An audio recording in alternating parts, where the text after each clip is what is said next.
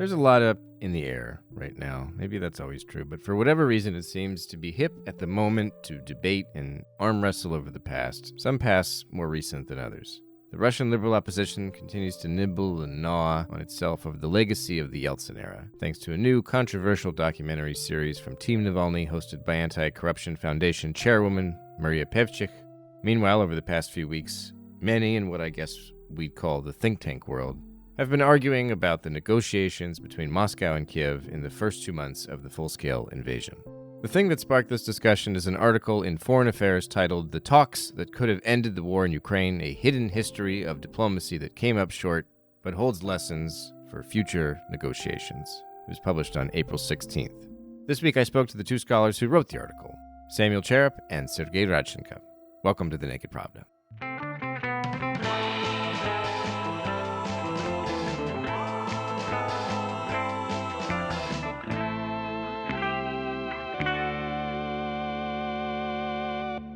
Howdy, folks. I'm your host, Kevin Rothrock, and gee golly, welcome back to the podcast. This week, I spoke to the co-authors of a recent Foreign Affairs article on Russian-Ukrainian negotiations in the first 2 months of the February 2022 invasion. Samuel Charap is a senior political scientist at the RAND Corporation, and Sergei Radchenko, whom I welcome back to the Naked Pravda, is a professor at the Johns Hopkins University School of Advanced International Studies in Europe.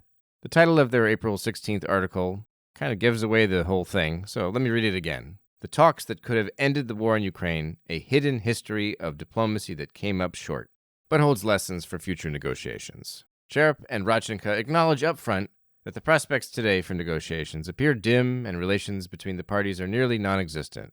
But they argue that the mutual willingness of both Putin and Zelensky on display in March and April 2022 to consider far-reaching concessions to end the war suggests that these two leaders might well surprise everyone again in the future. This reasoning and the article's approach to those early talks have angered some observers who reject the very concept that Moscow ever took diplomacy with Kiev seriously. I asked Charap and Radchenko about these objections, but first let me summarize their Foreign Affairs article a bit so you have some context for our conversation, if you haven't read the article yourself already. Charap and Radchenko focus on drafts of the Istanbul communique in March and April 2022, which were largely drafted by Ukrainian negotiators. In these exchanges, say Charap and Radchenko, the Russians provisionally accepted the idea of using it as a framework for a treaty. Titled Key Provisions of the Treaty on Ukraine's Security Guarantees, the agreement would have proclaimed Ukraine as a permanently neutral, non-nuclear state, renouncing any intention to join military alliances or allow foreign military bases or troops on its soil, so goodbye NATO membership. Surprisingly, the communique envisioned security guarantees from Russia and Western states with obligations that were spelled out with much greater precision than NATO's Article 5, including no-fly zones, weapons supplies, or direct military intervention in the event that Ukraine came under attack and requested assistance. Perhaps even more remarkably, the guarantor states, including Russia, would explicitly confirm their intention to facilitate Ukraine's membership in the European Union. Prevailing narratives about these negotiations either dismiss their significance completely, these are the people who say that one or both sides were just stalling for time, or say the talks broke down because the West pressured Kiev not to back down, because Russia's retreat from Kiev convinced Zelensky that the war could be won, because the revelations of the atrocities in Bucha hardened Ukraine's resolve, and so on. Although those interpretations contain kernels of truth, they obscure more than they illuminate, argue Charap and Radchenko. Their article also concludes that negotiators put the cart of a post-war security order before the horse of ending the war. By this, Charap and Radchenko mean that the March and April 2022 negotiations skipped over essential matters of conflict management and mitigation.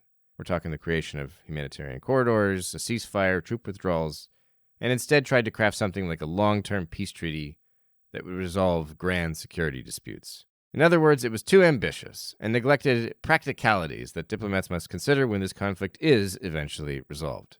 So that, roughly speaking, is what the article is about. I'm oversimplifying it here, hopefully not misinterpreting it, but you ought to read it yourself if anything I just said sounds interesting or provocative. The article was certainly provocative for many who read it, and that's where my questions began for Samuel Charap and Sergei Radchenko. There are critics who have suggested that the approach you take with this article is to entertain the idea that maybe Russia was not negotiating in bad faith, and that leads to accusations that oh, well, this is actually promoting Russian propaganda by treating Russian diplomats as anything but bad faith actors that are, just serving up poison pills, maybe literally, right? That there's accusations of poisoning the Ukrainian diplomats and so on. And so, what's your response to people who say, how dare you? I mean, there's genuine anger. I think a lot of people read this and they're saying, how dare you treat Russians as anything but, lying bastards or something like this? What do you tell people who respond that way?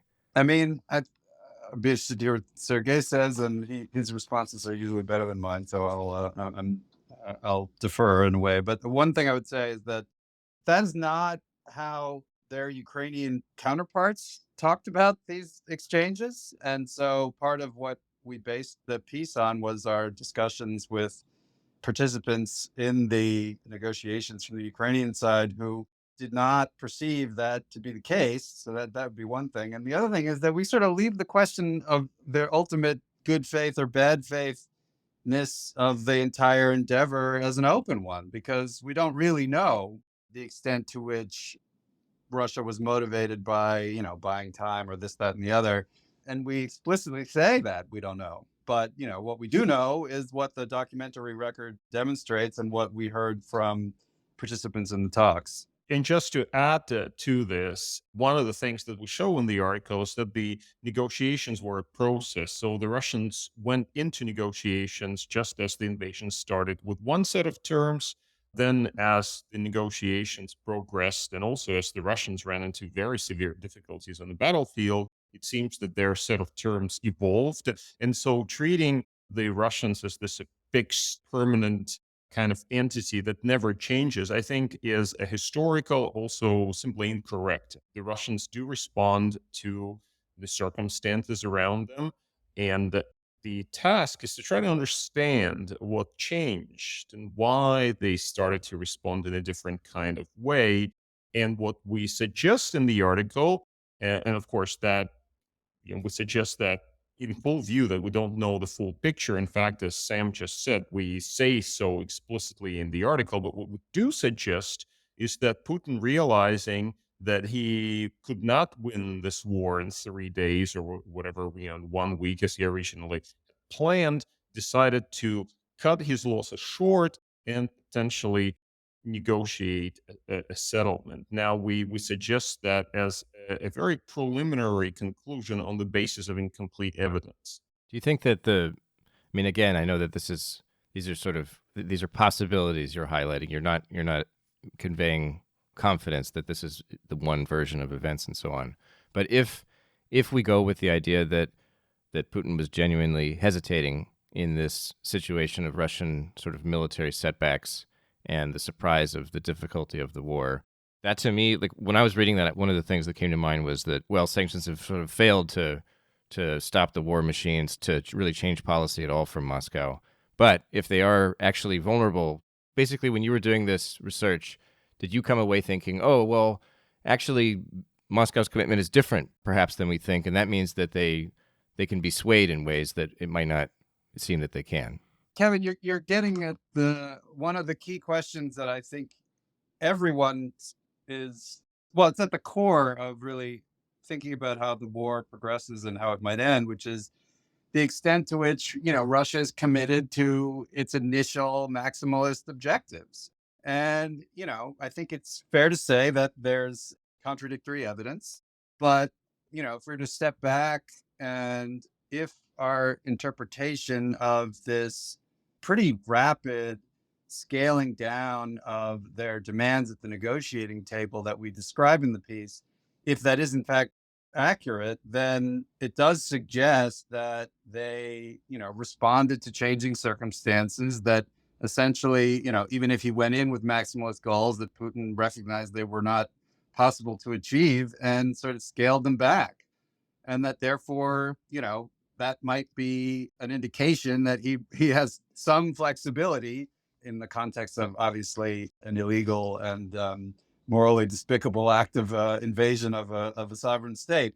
And I think that the broader question now is really about how willing he might be to step back from some of those maximalist demands. I think we tend to think about sanctions working or not working, or pressures working and not working, in very binary terms. Like, the only possible way they affect Russia's position is if Russia agrees to capitulate. Whereas I think we should be seeing this as sort of a, on a spectrum of pressure and a spectrum of ways in which Russia could adjust its objectives based on the pressures that are being applied to it. So, in other words, clearly Russia would prefer to live without the sanctions rather than with them, regardless of what they say. So that's some degree of leverage anyway, even if it's not absolute. But anyway, I'd be interested to hear what Sergey has to say as well. Well, I would just add to this that there are two ways of thinking about Russia, the Kremlin, and Putin. One is that Putin is fixed in his goals, unchangeable, almost, internal in his vision of how he wants to expand Russia's influence throughout the world. And that almost, that sort of approach would almost take it back to late 1980s or to early 90s, the collapse of the Soviet Union. And we would say, well, Putin saw that as a great catastrophe, and he devoted his life to trying to, rebuild the Russian Empire. And he knew from the start he had a blueprint, and he is just, the only language that he understands is the language of force. That's one approach. The other approach is to say that Putin is opportunistic in his behavior, that his goals change over time, they evolve over time. He responds to circumstances, and he is capable of amending his goals, climbing down as well as escalating. And I think in our take in this article, we have sided with this latter school of thought, which highlights flexibility and uncertainties where nothing is ever inevitable until it actually happens. So that's our approach. Now, what that means for the present day is, of course, is a very different issue altogether, because what we try to do in the article was to tell the story of how those negotiations proceeded. And I think the major contribution is to fill the blank spots. And of course, there's still lots of unanswered questions about this. And yet we're able, drawing on actual evidence, to, we were able to tell the story of these negotiations and hopefully start up a conversation about the roads not taken. Now, we were also quite clear about what some of those roads might have led to, and we have talked about in the article about the potential settlement that the Russians were trying to impose, the Ukrainians were trying to negotiate. And, to be brutally frank, it wasn't a pretty deal for the Ukrainians, but they wanted a particular thing. They wanted security guarantees backed by the might of the West that would allow for permanent neutrality. In the end, they were not able to get it. You mentioned the evidence that you used for this article, and I know that there's been some backlash specifically among the Polish think tank community, arguing that, oh, you're working exclusively with Western sources. There's some missing, data here from the Polish side of things. Some context here. On Twitter, Radchenko has been sparring with, or maybe I should say politely and with great mutual respect, debating a Polish think tank scholar named Daniel Szalagowski, who's argued in multiple threads that have attracted a great many likes and retweets and supportive quote tweets that there was never any single deal that could have ended the war, that Charap and Radchenko neglect Poland's role in the negotiations, that maybe their article actually belongs to a coordinated effort to blame Ukraine for the failure of the 2022 talks, and so on.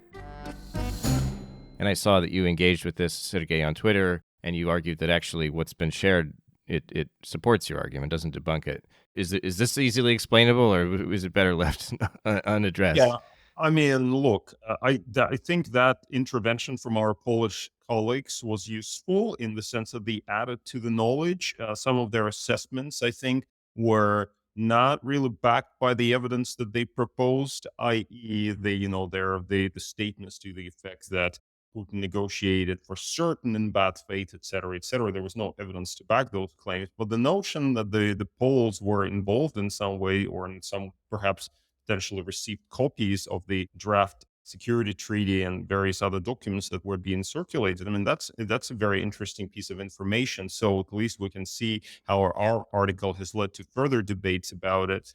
That we did not cover the Polish angle. Yeah, of course we did not cover the Polish angle, nor, for me, the very interesting angle was the Turkish angle. We said almost nothing about it. The Israeli angle was just barely touched upon, even though Israel was also involved. So there are all kinds of angles that are very interesting, very important, could potentially be further explored in a monumental history of the failed negotiations that will be published one day. Maybe by these two co-authors, I don't know. But in any case, there are lots of angles to explore, and I'm certainly grateful to the Polish colleagues for participating in this very useful conversation. The article concludes, and correct me if I'm mischaracterizing, but it concludes with you advocating a parallel track diplomacy where you're both tackling the kind of post-war security order and then also the more granular conflict management stuff that you say the latter was absent in the March 2022 negotiations, but it was really all there was to the Minsk Accords, and so there's kind of you get these lopsided negotiations, and that seems to be part of the problem, according to your argument. And I wonder, the granular security stuff seems kind of, correct me if I'm wrong, but it seems kind of straightforward. It seems difficult to do, but the concept is pretty obvious. You have to hammer out corridors and troop levels and so on, and ceasefire times and all that. In terms of the security order, this seems like the big sticky wicket. Like, yes, like this needs to be part of any negotiations, but like, and this is the, I don't know if there's a real answer here, but like, how do you view the security order that follows this war? Like, I imagine there are options, but like, do you have one that seems the most realistic to you, the most likely? What's the long-term aftermath here? I know Sam has view on this, so I'll defer to him. Well, just to be clear, I think we didn't necessarily advocate one approach to future negotiations. I think what the history here suggests, both Minsk's failure and the ultimate failure of the Istanbul talks, is that, doing one but not the other hasn't led to success in the past. So if that is the case, maybe pursuing both in parallel might be the answer.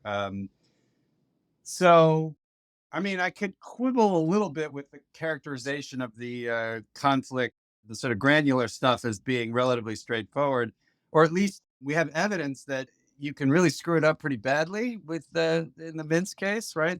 And doing the ceasefire right, there's very good evidence from sort of comparative ceasefire analysis of interstate conflicts in the past that, if you get the right pieces in there, it has more of a chance of affecting the incentives of the belligerents to stay committed to peace than if you've got a badly written agreement that lacks key provisions like DMZs and monitoring and so on.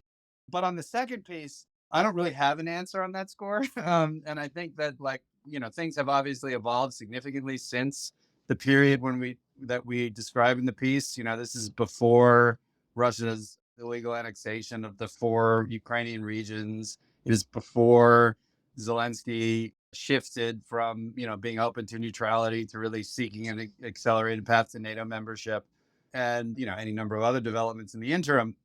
And so we're in a very different place as regards the sort of security order more broadly, arguably a more challenging in terms of finding potentially mutually acceptable solutions. I guess if I had to say, I think maybe the more important thing is to have that dialogue, not necessarily to know where it's going to lead, but to be open to it as a way of ensuring that whatever you're doing on the more granular side of ceasefire modalities and so on has some chance of succeeding. Because clearly this is a nested conflict, right? There's the Russia-Ukraine level, and then there's a sort of much broader, or the broader level that relates to European security as a whole. I think they're very, very valuable observations. I completely agree with Sam that the situation has evolved.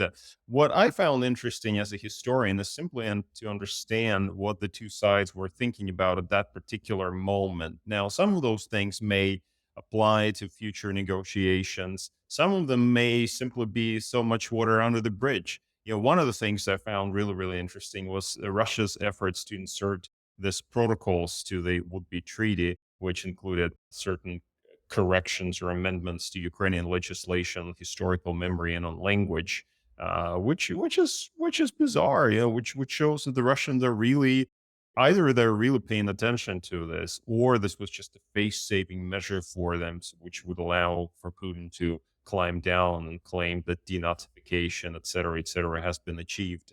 So for me as a historian, those points are important because, we do talk about things like, what does he mean by denazification? It's just, rubbish propaganda, or is there something behind it? And when you read documents like that, you actually have evidence to go by, which might lead you to certain conclusions, which are more than simply big claims that some experts make. So that, from my perspective, that this is what's really interesting about this whole episode. And as for the future, historians are bad enough at predicting the past. When I was reading the article, I was taken aback by two things in particular. One was that the negotiations, these Istanbul talks, apparently they went on for more than a week after Zelensky visited Bucha, which to me was like, oh wow, like I would have thought that, because the narrative is typically that's, as you point out in the article, that's one of these moments that shifts Ukrainian thinking and makes basically any kind of compromise impossible for the foreseeable future. So that was a big surprise to me. And then the other one that was maybe even more shocking to read as an American was that Kiev was drafting this treaty with legal commitments for the United States and apparently not consulting Washington. To me, that's both. I mean, it's just kind of shocking just because it's like, well, hold on, like I'm American, I don't, my government's not involved in that. But also, it's runs so counter to the talk of that. The U.S. is working behind Ukraine's back to deal with Russia, and maybe this is happening as well. But this particular moment is certainly not that. It's the opposite, it seems. And I wonder, when you finish this research and you're telling your colleagues or your friends about it, what are some of the things that surprised you about your findings? Just a quick clarification on that, right? So it actually continued for over a month and a half after Bucha, right, was discovered. So we've heard that it went on through at least mid-May. Okay. And Bucha was beginning of April. So yeah, I mean the timing does sort of contradict the narrative that that was the definitive break, although clearly it affected public mood and so on. There's no question about that, and certainly possibly Zelensky's attitude towards this as well. On the second point, to be fair to the Ukrainians, they didn't consult before the communique was issued on March 29th, but subsequent to that, when they started the actual negotiations, that's when they did also begin bilateral consultations with the other potential guarantors. It was just that the communique was announced with great, fanfare in Istanbul at this bilateral meeting, sort of the last openly acknowledged face-to-face meeting between the two sides. And that was given the gravity of these commitments that were being proposed, the fact that they weren't consulted, the other guarantors, that is, in advance, was quite striking. So I think that those are important points that you pick up on. I guess what the piece that I hadn't really, to answer your question directly on the things that I'm surprised by, perhaps I wouldn't necessarily bother my friends with this point, but just for our listeners, that there's this narrative had been about the entire episode that it was like, A, that there was never any agreement on anything, that the talks broke down, and and B, that there were sort of punishing conditions presented. There was a lot of focus in previous press coverage where they clearly had seen some version of these documents on the disagreements on the troop numbers and so on that we also cover. But that the fact that the communique itself was agreed, right? So that they actually, Russia and Ukraine agreed on a framework. Now that isn't a actual agreement itself, in other words, a document, but that's how treaties or other international agreements begin. They usually begin with a negotiating framework. And what I hadn't fully internalized beforehand is that that was actually accepted more or less as the framework for future talks. And so the extent of that breakthrough really was not really fully apparent to me at the time, in part because it wasn't really issued as a formal written communique. The agreement was that it would be announced at a press conference. And so it sort of seemed like, okay, they're doing lots of press conferences. It's just one thing. But when we were talking to the participants, it really came out quite differently. One thing that I would add is we do talk in the piece about why then the whole thing fell apart, and Bucha is mentioned as one of the possible reasons. Although, as Sam says, it was not clear whether it really was the moving force or whether Zelensky simply understood that also provided the kind of needed. Public was sufficiently outraged to basically back his actions. But we do not oversimplify this, right? So we bring in other factors. We say that the failure of the West to sign on to this idea was certainly one of the factors. And you can see how, because from the start, the Ukrainians wanted some firm guarantee. You can't blame them after Budapest. They wanted something more serious than the security assurances they received in 1994. So the West, but you can also, it's very difficult to blame the West, frankly, because here, as you say, Kevin, they're presented with this idea of, okay, potentially go into war with a nuclear power, and they were not even privy to the process of negotiation. So we discussed that with Sam in the article, and we make this statement that perhaps they should have taken the political risk. And of course, it's difficult to deal with counterfactuals. But another factor that really has not been addressed so far, which I think we state in the article was quite really decisive factors, that Zelensky understood that he was able to beat back the Russians at the gates of Kiev. He was able to push back against the Russians. They made the, quote unquote, goodwill gesture and removed their forces, but in reality, they simply failed to accomplish their tasks. And so, given that, Zelensky understood that he could potentially win this war instead of signing on to what perhaps could count as a very sort of problematic outcome, really, for Ukraine, negotiated outcome, problematic from various perspectives. And then he also understood that he could be getting Western aid because Kiev was not taken. He could be getting Western aid. The channels were open.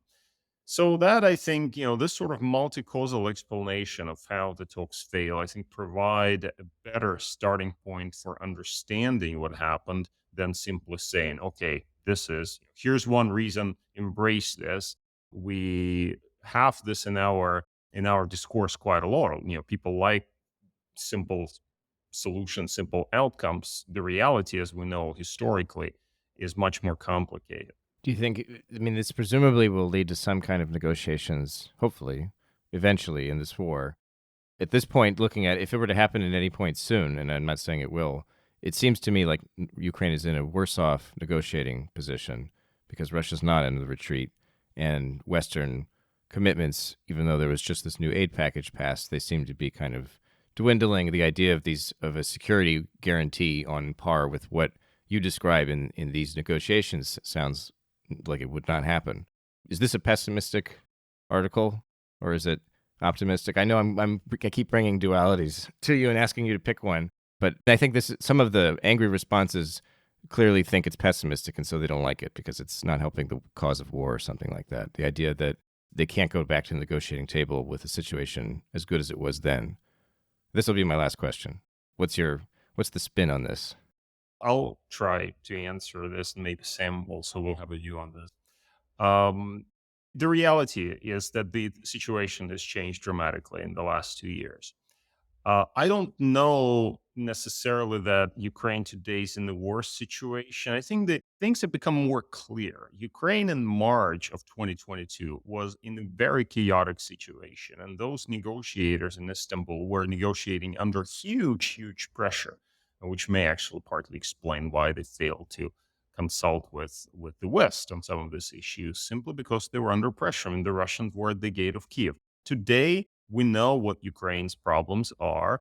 Problems are the lack of ammunition, the lack of manpower, etc. Those are problems that the Russians are also have. And I think it would be a mistake today to feel complete dejection about Ukraine, just as we felt euphoric about Ukraine's progress in September of 2022 when they were retaking territory. We thought, oh, well, not we, some, right? Some people out there were saying, look, they'll beat the Russians in no time. They'll be in Crimea by the end of the year. Obviously, it did not happen. So euphoria does not help. Dejection does not help. What helps is a sense of realism about where we are. The reality is that wars do end. My favorite analogy is the Korean War, 1950 to 1953, which ended effectively in a ceasefire, although no broader settlement was ever accomplished. The interesting thing is that it ended in a ceasefire sort of after 2 years of stalemate.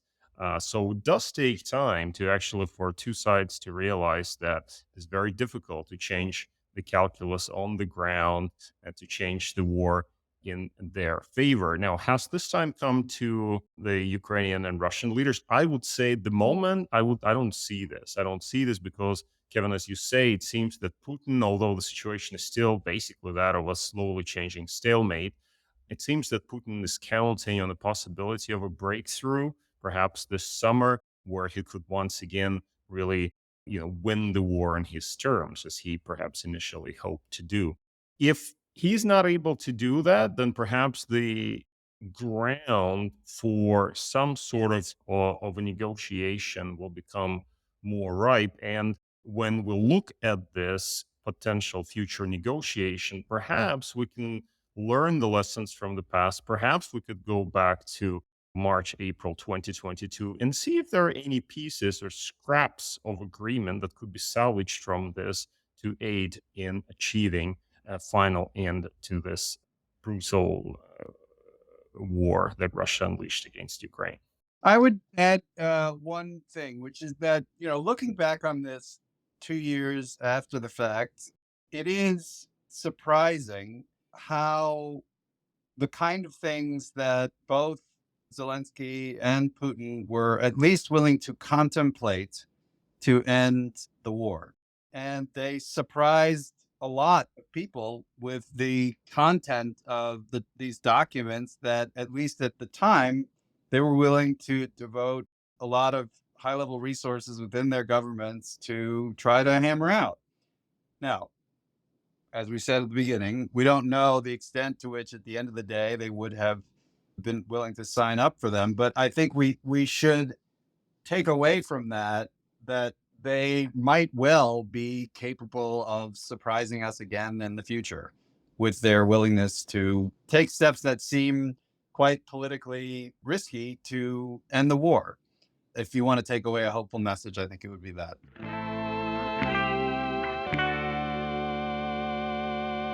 Thanks for tuning in, folks. This has been The Naked Pravda, a podcast from Meduza in English. Remember that undesirable status back in Russia means our entire news outlet now relies on readers and listeners around the world to support our work. Please visit our website for information about how to become a contributor with one-time or recurring pledges. Thanks again. Until next week.